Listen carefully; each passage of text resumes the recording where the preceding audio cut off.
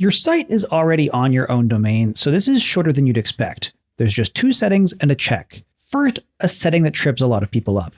A fresh WordPress install assumes you're building a blog, so it shows your blog posts on the front page until you tell it otherwise. We need to point it at your home page instead. We'll click Publish to make sure this mobile view is saved, and then return to the WordPress admin panel. Then on the left sidebar, hover over Settings, and then select Reading. Here, make sure your home page displays is set to a static page, not your latest posts.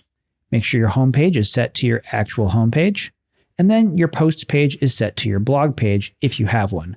Otherwise, you can leave it on Select, which will make it so that nothing is selected. Claude may have set this up for you properly, like it did for me here, but just double check this before you assume everything is good to go. The second setting is your site title and tagline. These show up in browser tabs and in search results, so this is worth getting right rather than leaving as whatever WordPress defaulted to.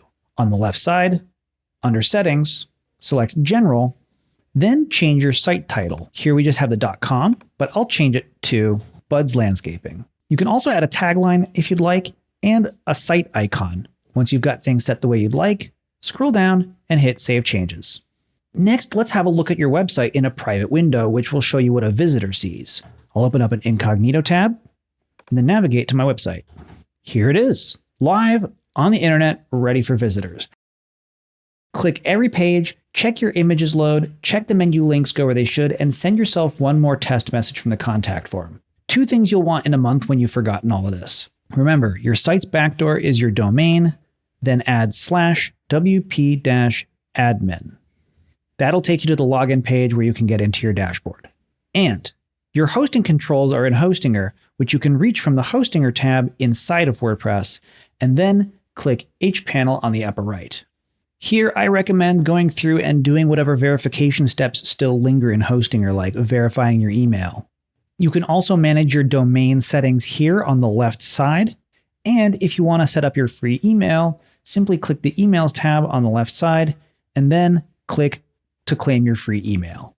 To get back to manage your website, click Websites in the left sidebar. And there it is. So now you know how to build a WordPress website using Claude AI, and you know how to edit it yourself afterward. If you've just been watching and you haven't been following along step by step, it's time to build. Use the link on screen or the one in the description to claim an additional 10% off any Hostinger plan and get your site started. Thanks for watching. Now go build something awesome.